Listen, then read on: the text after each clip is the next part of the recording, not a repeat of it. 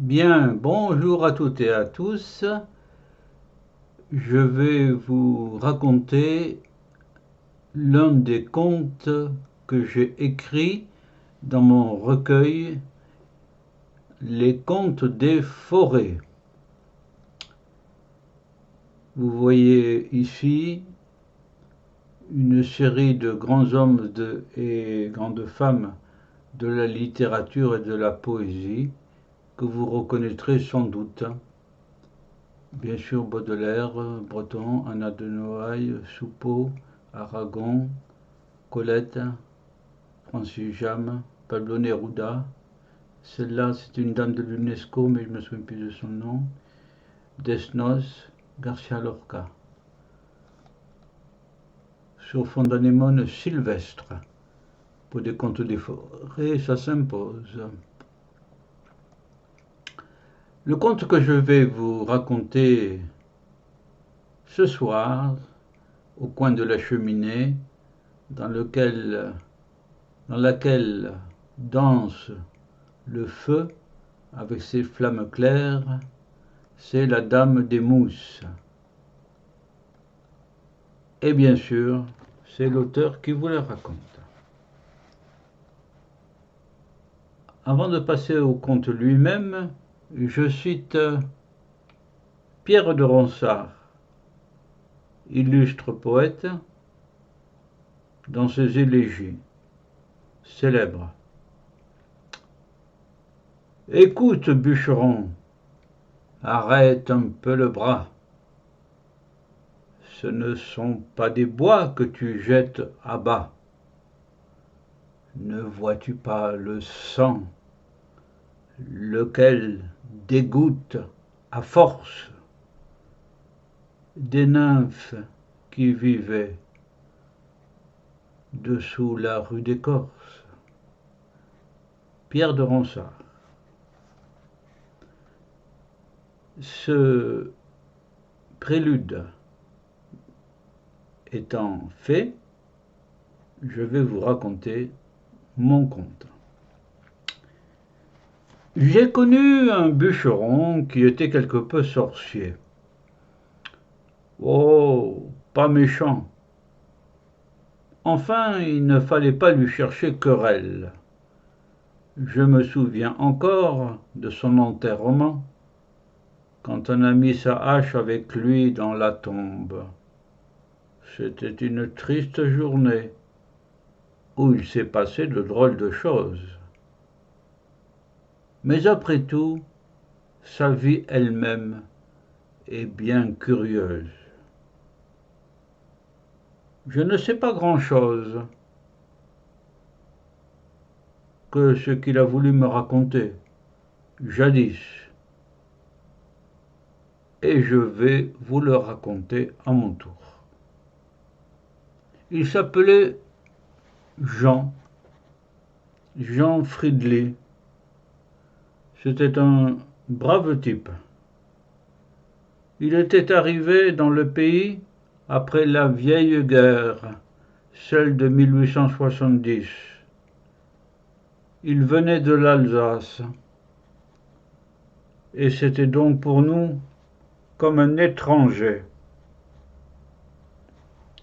Son patois à lui n'était pas le nôtre, qui est de Languedoc.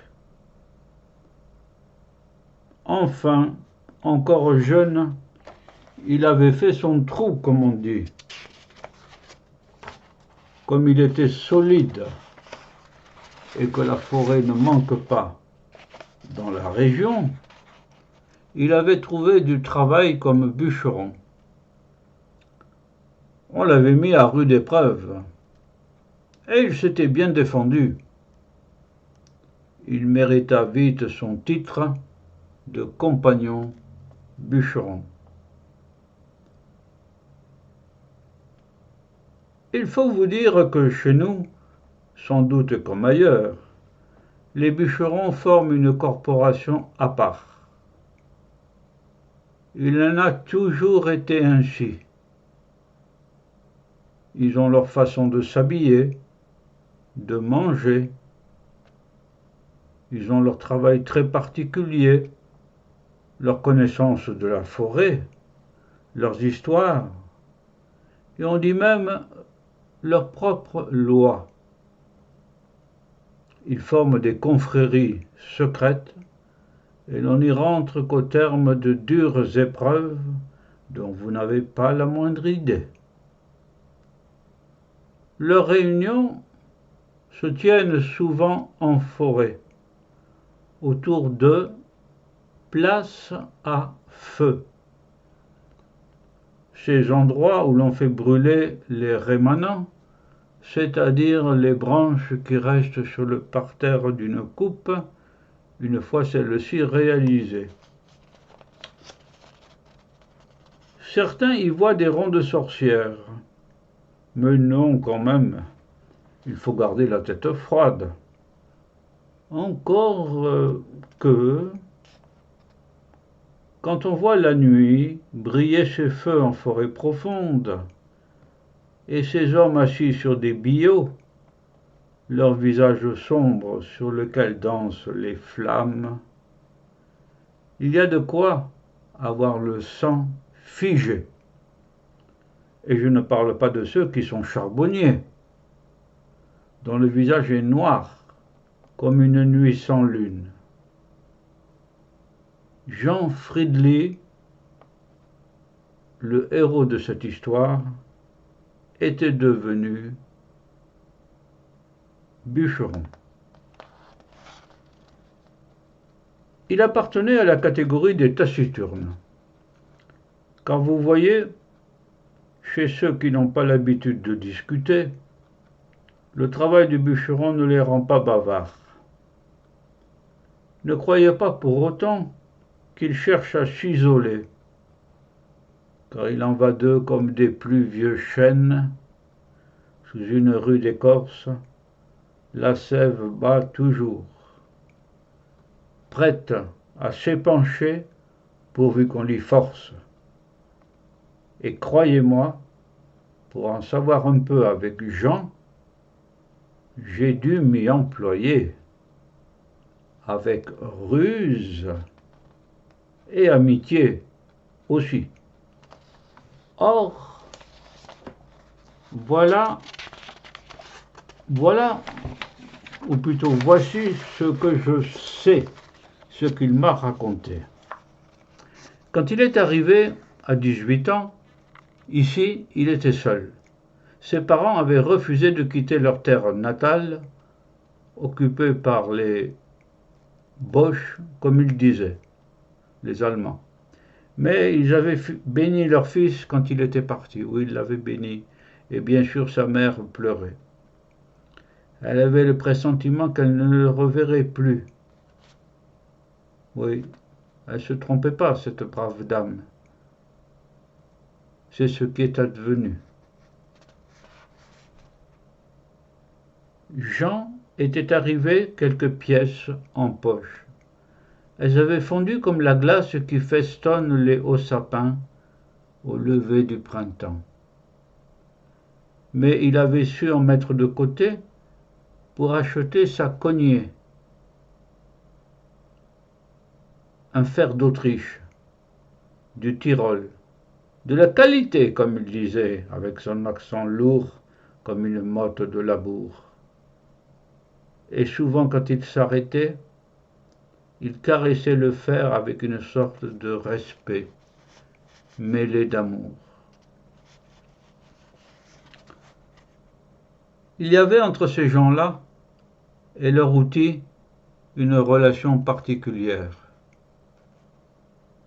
Après tout, c'était leur gagne-pain et leur compagnon de travail pendant de longues journées. Aussi se tissait-il entre l'homme et l'outil des rapports affectifs. Il ne fallait pas dire du mal de la cognée en présence du bûcheron. On aurait dit qu'il en était jaloux. Et l'on s'attirait toujours de vives réparties. Il valait mieux ne pas insister. L'homme éprouvait souvent le tranchant du fer, passant son doigt sur le fil de celui-ci. Parfois, il caressait le plat du fer, lisse comme une peau. Il y avait bien dans cette relation un peu d'amour. Et Jean était bien de cela, compagnon bûcheron à la cognée emblématique. Ce faisant, il ressemblait à la plupart d'entre nous, de terre d'Occitanie. Mais il avait quand même sa différence. Il était bien le fils de son pays. Il avait apporté des rives du Rhin des croyances singulières. Ainsi, la première fois qu'on le mit à l'épreuve, il se signa avant de donner son premier coup de cognée. Cela surprit, mais sur le moment, on n'y prêta guère attention. À la seconde fois, on sourit. À la troisième, on rigola, dans les limites de la confraternité, pas méchamment. Jean expliqua que chez lui, dans sa vallée, c'était comme ça que les anciens faisaient. On en était tous un peu ébahis, quelque peu narquois, sauf le vieil Irigoyen, le basque, celui du pays de Cise, qui pour une fois, ouvrit la bouche et confirma qu'en terre basque, dans ces montagnes, il y avait aussi une coutume comme celle-là et qu'il ne fallait pas aller à son encontre. On l'admit. Par la suite, certains racontèrent que quand il était seul, Jean ne se contentait pas de se signer, mais qu'il joignait les mains et récitait aussi une prière avant de saisir sa cognée, comme les laboureurs du temps jadis, face aux sillons qu'ils allaient ensemencer de leur labeur. On aurait dit qu'il demandait pardon à l'arbre de le couper. Oui, oui. Entre eux, les bûcherons affectèrent d'en sourire, mais plus d'un dans le fond n'en rit pas, car à fréquenter la forêt, on observe tant de choses inexplicables que beaucoup ne tardent guère à devenir superstitieux. Or, justement, tout commença le jour où une coupe avait été martelée dans une partie de la forêt que l'on connaissait mal. On pouvait même se demander si jadis un homme y avait mis le pied. Il n'y avait aucune trace de coupe antérieure. Les rares voies étaient à peine marquées sur le sol, envahies par la végétation et souvent se perdaient dans un taillis. Certains cantons comportaient des chablis en si grand nombre que leur accès était très difficile. À travers ce fouillis émergeaient de très grands arbres, des chênes pluriséculaires, des hêtres immenses. Quelques ruisseaux se frayaient un chemin dans cette nature sauvage, et le gibier y était roi. On aurait dit qu'il s'agissait d'un territoire à part. À vrai dire, vraiment d'un territoire, car il était doté de frontières. Oui, en effet, une sorte de fossé de faible profondeur en marquait les limites. Une fougère, l'osmonde royal, y poussait vigoureusement, dressant une haie dense qui filait dans les sous-bois, à l'infini, comme une rangée de sentinelles. Les bûcherons y avaient fait une trouée pour accéder à la forêt intérieure. À cet instant-là, ce qui surprit le plus ces hommes d'écorce rude, ce fut l'impalpable. Ce n'était rien, rien de vibrant dans l'air, ni des lumières merveilleuses qui perçaient à travers les branches, ni même des frissons qui parcouraient la terre, c'était plutôt l'absence. Oui, l'absence. On eût dit que cette forêt était immobile. Elle avait senti les bûcherons avant même qu'ils n'arrivent sur sa lisière, et maintenant elle les observait. Elle était comme le corps d'un grand être que les bûcherons venaient de frapper. Elle s'était immobilisée, soudain muette, silencieuse, tapie dans l'ombre. Cette force était-elle à l'affût, comme une bête fauve, ou se repliait-elle déjà blessée? Aucune branche ne bougeait, aucun craquement de branche. Le silence, c'est cela qui entra dans l'âme des bûcherons. Un sentiment confus, mais dense et touffu, d'avoir franchi quelque invisible limite. Aussi, l'étrange perception diffuse d'une présence.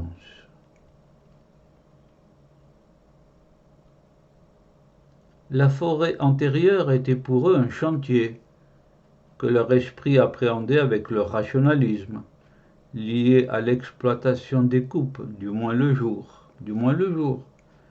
Celle-ci, celle-là, semblait s'imposer doucement, s'insinuer à travers leurs âmes, comme une longue mouche tentaculaire qui tissait ses rameaux.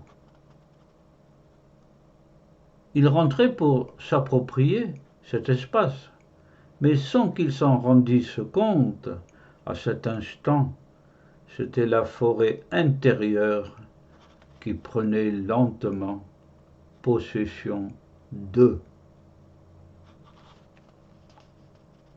Cette étrange perception n'était pas suffisamment forte pour que les bûcherons en fussent alarmés.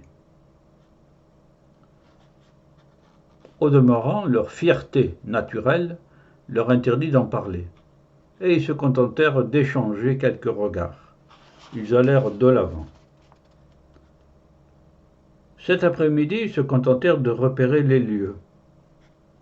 Ils avancèrent à la faveur d'étroites sentes, dues au passage de grosses bêtes, qu'ils élargirent.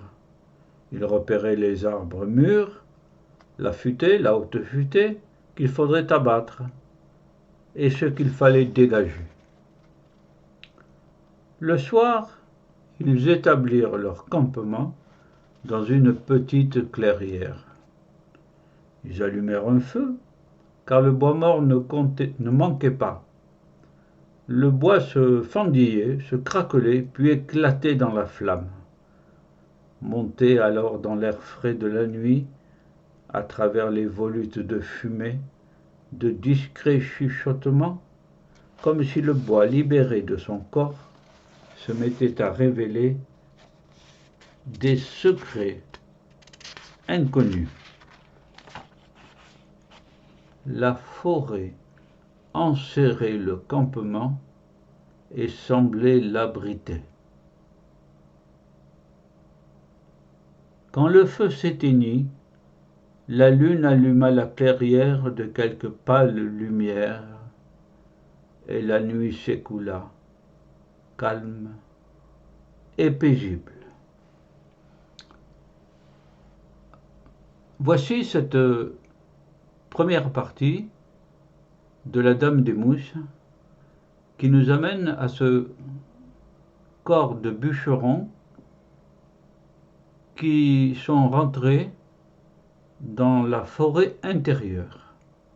Oh, pas pour couper tout de suite, pour repérer ce qu'il faudra couper plus tard, le lendemain, le surlendemain. Voilà. En tout cas, ils ont passé une bonne nuit, calme et paisible. Mais que va-t-il se passer quand ils vont attaquer à la hache, à la cognée, les arbres la forêt a pris possession de ces hommes, on l'a dit déjà. Que va-t-il leur arriver? Nous le saurons dans le conte numéro 2 de la Dame des Mousses. En attendant, je vous dis au revoir et si un jour vous allez dans une forêt, faites bien attention à tout ce qui est dit dans ce conte. Au revoir à toutes et à tous.